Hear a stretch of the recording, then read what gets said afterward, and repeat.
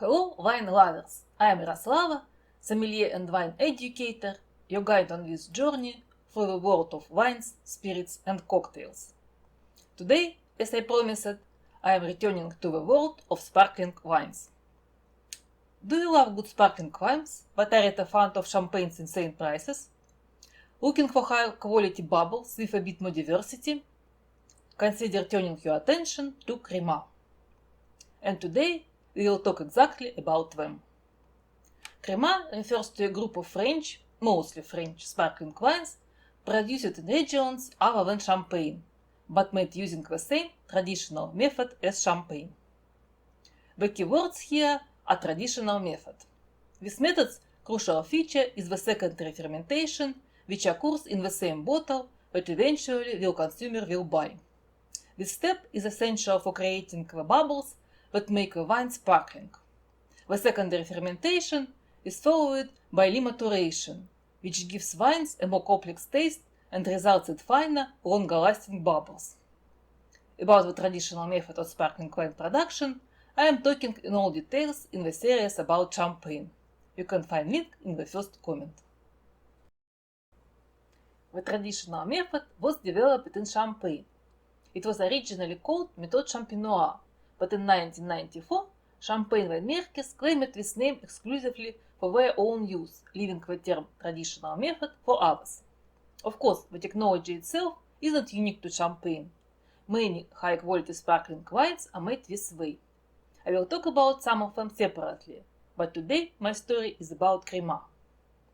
The name Crema also has its origin in Champagne, where it was once used for wines with pressure in the bottle of 2 to 3 atmosphere, lower than standard Champagne, 5 to 6 atmospheres.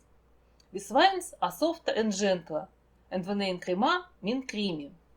Such wines were produced in significantly smaller quantities than traditional Champagne. Since the end of the 19th century, other French regions began actively producing sparkling wines using the traditional method. Since 1891, the name Champagne was reserved exclusively for wine from the Champagne region. As a result, other regions wanted to distinguish their high-quality sparkling wines from the generic term Musset, commonly used for sparkling wine. They chose the name Crema, even though their wines had the standard pressure in the bottle of 5 to 6 atmospheres. In 1975, Crema de Loire was granted AOC status, followed by Crema d'Alsace and Crema de Bourgogne in 1976, with other regions following. During the 1980s, when Champagne winemakers started fighting for exclusive rights for the term Méthode Champenoise, producers of Crema in other French regions proposed a trade-off. Champagne could reserve the term Méthode Champenoise for itself, but it would have to relinquish the use of the term Crema for its low-pressure wines to avoid any confusion. Champagne agreed. By that time, the once rare Crémant in Champagne was nearly extinct, so the agreement looks win-win. However, Mumm still produces a low-pressure wine called Mumm de Cramant, which it has been making since 1882. It was originally called Crema de Cramant. It is confusing, but Cramant is actually the name of a village with Grand Cru vineyards where Mumm grows grapes for this wine. Today, 8 French regions have AOC status for Crema production: Crema de Bourgogne, Crema d'Alsace, Crema de Limoux, Crema de Loire, Crema de Bordeaux, Crema de Die, Crema du Jura, Crema de Savoie. Because, unlike Champagne, the term Crema is not reserved for French wines, it can also be produced in other European countries, meeting specific conditions. Today, you can find Crema de Luxembourg and Crema de Valogne from Belgium on the market. The technological requirements for producing Crema are only slightly less strict than those for producing Champagne. For example, for both Champagne and Crema, only hand harvesting of grape is allowed, and only whole bunches pressing is permitted, and there is a strict yield limit, no more than 100 liters of juice from 150 kilograms of berries. Additionally, the traditional method must be used with a minimum of 9 months on the lease, among other regulations. In fact, the primary difference lies on the required time on the lease. Non-vintage champagne must be aged on the lease for a minimum of 12 months, while vintage champagne requires 3 years, or for most producers extend this time significantly. These are the minimal requirements common for all crema, but some AOCs impose even stricter rules. Each crema producing regions uses its own grape varieties, contributing to the diversity within the crema world. Let's take a closer look at what each region has to offer for bubble lovers. On international market, the most commonly crowded crema lines are from Alsace, Burgundy, Limoux, and the Loire Valley. These regions produce and export significant quantities, making their wines widely available across the globe. We will begin by exploring these regions. Crema de Bourgogne. If you appreciate the oriental character of champagne, but aren't a fan of its unappealing prices, then Crema de Bourgogne deserves your attention. Burgundy, the region just south of Champagne, shares a similar climate and soil composition with its northern neighbor. As a birthplace of Pinot Noir and Chardonnay, Burgundy primarily grows with two varieties. It is no surprise then that Burgundy's crema is predominantly made from Chardonnay and Pinot Noir, the same grapes that form the base of Champagne. This makes Crema de Bourgogne and Champagne twin sister wines in many respects. In addition to Pinot Noir and Chardonnay, which must comprise at least 30% of Crema de Bourgogne blends, our permitted variety include Pinot Blanc, Pinot Gris, Aligoté, and Melon de Bourgogne. For other crema, besides made Pinot Noir, Gamay can be also used, though it cannot exceed 20% of a blend. White Crema de Bourgogne is known for its prominent aromas of flower and citrus, with good minerality and refreshing acidity. Crema Blanc de Blanc, made exclusively from white grape variety, offers aromas of white flowers, citrus, and green apples, with notes of apricot and peach. Crema Blanc de Noir, primarily Pinot Noir with possible Gamay inclusion, features red fruit aromas such as cherry, blackcurrant, and strawberry, accented with honey and nutmeg notes. Rather version carry similar but softer flavor profiles. While the minimally aging requirement for Crema de Bourgogne is 9 months, the finest examples from Burgundy are often aged only for 6 years or more. This extended aging gives the wines fine, persistent bubbles that can stream from your glass for hours. Although Crema de Bourgogne is produced throughout the region, the taste varies significantly depending on the exact location. This is typical for all Burgundian wines, as Burgundy is a region where the influence of terroir can be fully appreciated. Crema from northern Chablis, for instance, tends to be strict, icy, elegant, and more expensive, whereas Crema from Cotchal-Noise is fruitier and softer. Burgundy began producing sparkling wines almost at the start of the 19th century. However, during the 19th century, its specialty was red sparkling wine made from Pinot Noir. This style gradually fell out of fashion, and by the time Crema de Bourgogne received AOC status in 1975, it's applied only to white and rosé wines. Red sparkling wines continue to be produced, but under the name Bourgogne Musset Rouge. Crema d'Alsace. Alsace is the largest producer of quality sparkling wine in France after Champagne. Located in the northern part of the country, at roughly the same altitude as Champagne, Alsace is an ideal region for sparkling wine production. For white Crema d'Alsace, winemakers use Pinot Blanc, Riesling, Pinot Gris, Pinot Noir, Chardonnay, and Aceras. The primary grape variety is Pinot Blanc, with the other added to enhance the richness and elegance for the wine's flavor. White Crema d'Alsace offers a pleasant, refreshing acidity and aromas of wine fruits such as an apple and pear, along with peach and apricot, and subtle notes of dried fruits and brioche. The specific aromas depends on winemaker's choice of grape variety. Rosé Crema d'Alsace and the very rare Blanc de Noir, made exclusively from Pinot Noir. These wines feature aromas of red berries with dominant cherry and strawberry notes and touch of spice. Crema d'Alsace known for its fine, elegant bubbles. Sparkling wine production began in Alsace at the end of the 19th century, when the region was a part of the German Empire. Some champagne producers moved to Alsace to make wine and sell it in Germany, without burden of higher duties. Julien d'Aube-Umoli was the first artisan winemaker to produce sparkling wine using the traditional method. Learning about the traditional method at the international exhibition in Paris in 1889, and after several years of training in the Pyrenees, laid the foundation for what would become Crémats d'Alsace. The official name and all designation for Crémats d'Alsace were granted in 1975. Crémats de Limoux. Limoux, located in the southern region of Languedoc in France, is at the heart of the Qatar country. On the steep hills, cooled by winds from the Atlantic Ocean, high-quality white grapes have been cultivated for centuries, and sparkling wine production has thrived. Limoux is in friendly competition with Champagne over the title of a birthplace of sparkling wine. While the development of a traditional method undoubtedly belongs to Champagne, the first sparkling wine might very well have been produced in Limoux. It is said that the Benedictine Abbey of Saint-Hilaire used corks from cork oak for their sparkling wines as early as 1531, long before this practice became standard in Champagne. There is even a local legend that Dom Pérignon learned the sparkling wine technique in Saint-Hilaire Abbey and brought it to Champagne. While this is a beautiful story, it is not supported by evidence, as Dom Pérignon primarily was focused on improving still wines in Champagne. There are 3 sparkling wine auges in Limoux. Blanquette Méthode Ancestrale auge produces sparkling wine using the ancient Méthode Ancestrale, where bubble formation occurs during the primary fermentation in a sealed bottle. This method is fascinating, but is the subject of another discussion.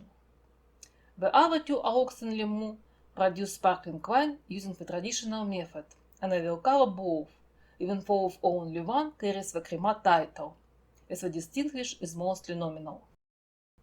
Limoux has traditionally produced white sparkling wines from 3 grape varieties: Mauzac, Chardonnay, and Chenin Blanc. Mauzac is an ancient variety from southwest of France, known for its distinctive aroma of freshly cut grass that gives the wine a fresh, summery character, with easy to recognize. In Languedoc, it refers in a Blanquette. In 1938, Blanquette de Limoux becomes the first auge of Languedoc, created specifically for this wine. Blanquette de Limoux wines were made from the 3 aforementioned varieties without strict regulation on their proportions, leading to Mauzac gradually being replaced by the more well-known Chardonnay and Chenin Blanc. In the late 1980s, efforts began to preserve local varieties, including Mauzac, and in 1980, Blanquette de Limoux was split into 2 auges, Blanquette de Limoux and Crémats de Limoux. Both produce sparkling wines from the same 3 grape varieties, according to a traditional method and other Crémats regulations. However, Blanquette de Limoux wines must contain at least 90% of Mauzac. In contrast, Crémats de Limoux wines consist of 40 to 70% Chardonnay, 20 to 40% Chenin Blanc, up to 20% Mauzac, and up to 10% Pinot Noir. Blanquette de Limoux must spend at least 9 months of the year, while Crémats de Limoux requires at least 12 months. Crémats de Limoux wines are elegant, with aromas of white flowers, notes of brioche and spices, and outer fine bubbles. Blanquette de Limoux, on the other hand, combines the aromas of flowers and fresh grass with notes of honey and green apples. Crémats de Loire. The Loire Valley is known for producing a significant amount of sparkling wine, though, unfortunately, much of it is of low quality. Thankfully, many Crémats de Loire wines stand out as a delightful exception of this trend. Regionally, Crémats de Loire is located in the heart of Loire Valley, specifically in the region of Anjou, Saumur, Touraine, and Cheverny. While Sauvignon Blanc is the star of the Loire vineyards, it is not used in the production of Crémats de Loire. You will find it instead in the Crémats de Bordeaux. The primary variety in Crémats de Loire is Chenin Blanc, which imparts a bright floral aroma to the wines. The main red variety uses Cabernet Franc. In addition to this, many other varieties are permitted, including Chardonnay, Pinot Noir, Cabernet Sauvignon, Pinot d'Agny, Grollet Noir, Grollet Gris, and even very rare, entirely local Herbois, which is difficult to find even within the Loire Valley itself. Crémats de Loire offer a complex aroma profile combining the scent of white fruits, lemon, white flowers, and almond, with subtle note of vanilla and licorice. The other varieties, have pronounced taste of red fruits. Crema from D, Jura, Savoy, and even Bordeaux can be more challenging to find outside of France, but they are well worth research. These regions produce interesting, high-quality sparkling wines with unique and distinctive flavor. Crema de Bordeaux. Bordeaux is primarily associated with red wines and sauternes, but it also produces excellent sparkling wines. In fact, Bordeaux has been making sparkling wines since the early 19th century. However, the region's long-lasting focus on red wines overshadowed its sparkling wine production to a point that Crema de Bordeaux only received oak status in 1990. But this late recognition is not the reason to pass these wines. The primary grape varieties used in Bordeaux's white Crema are Semillon, Sauvignon Blanc, and Muscadel. Semillon imparts aromas of honey and fresh grass, while the wines also exhibit high minerality and floral notes. For the Rosé Crema, Cabernet Sauvignon and Merlot are the main varieties, often complemented by Cabernet Franc, Carmenere, Malbec, and Petit Verdot. Bordeaux's Rosé are known for their bright, fruity, and very fresh flavors. The wine must spend minimum 12 months on the lees, resulting in 5 long-lasting bubbles. Crema de Die. Die is a small region in the Rhone Valley, situated right between the southern and northern parts of the Rhone, an area not typically known for producing mainstream Rhone wines. The situation with sparkling wine here is similar to that in Limoux, but even more complex. Die has 3 augs for sparkling wine, one produced by the old method Ancestrale and 2 others by the traditional method according to all Crema rules, with only one of them bearing the name Crema. 2 white grape varieties from the base of these sparkling wines are Muscat Blanc and Claret, which predominantly grows in the south of France. The oak that uses the method Ancestrale is called Claret de Die Tradition. Previously, the label includes method Ancestrale, but today this part is often omitted. This omission causes some confusion because the term Tradition is now commonly associated with the method used for champagne production, not with what the producer of Claret de Die Tradition intended. For further confusion, it's called Claret de Die Tradition, even though the Claret grape makes up to no more than 25% of the blend, with Muscat being the primary grape. There is no logical explanation for this, it's simply something to remember. The 2 augs that produce wine by the traditional method are Claret de Die and Crema de Die. Claret de Die wines are made exclusively from Claret grape.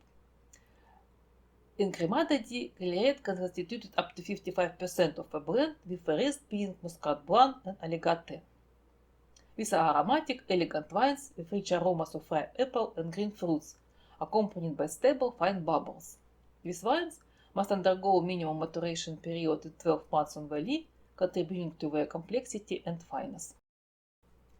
Crema de Jura. Jura is a small mountain region located between Burgundy and Switzerland. Given its proximity, it is not surprised that Burgundy heavily influenced Jura, particularly in terms of grape varieties. Although Crema de Jura only achieved oak status in 1995, the region has been producing sparkling wines using the traditional method since the 18th century, and it does this with great skill. The main grape varieties used in Crema de Jura are Chardonnay, Pinot Noir, Trousseau, and Pulsar. In white Crema de Jura, Chardonnay, Pinot Noir, and Trousseau make up 70% of the blend, resulting in wines with aroma of green apple, strawberry, and cranberry, accented by note of tropical flowers. The Rosé Crema de Jura, Pinot Noir, Trousseau, and Pulsar comprise 50% of the blend, giving the wine the bouquet of red berries such as strawberry, cherry, and red currant. Crema de Savoy.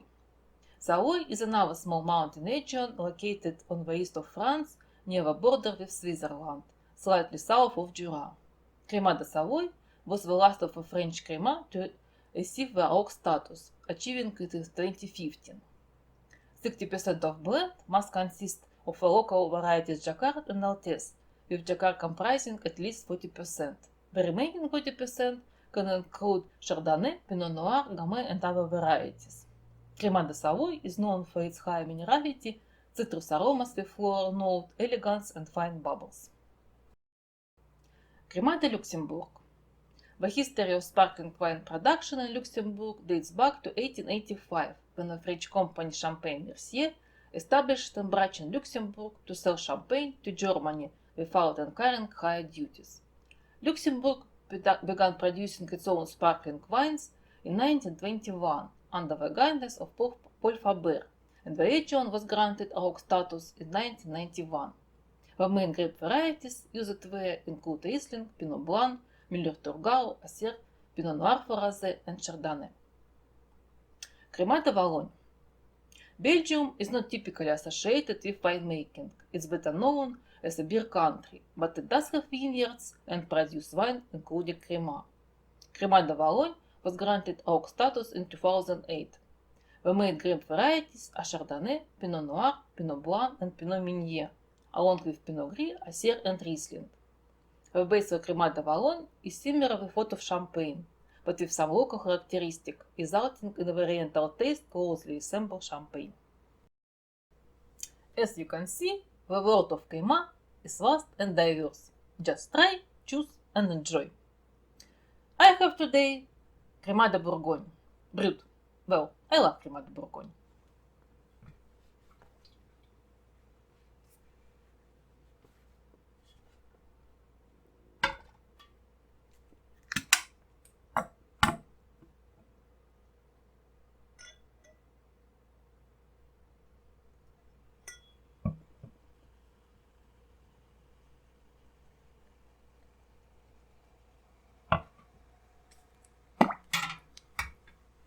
This one for you, this one for me.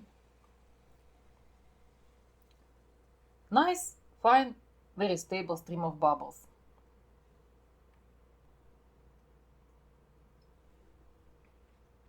Wine is very vivid, refreshing, with aromas of citrus, pears, and apple, slight note of brioche. Very nice wine. Stay with me, subscribe to my channel. Feel free to ask questions and don't hesitate to support me. Sante!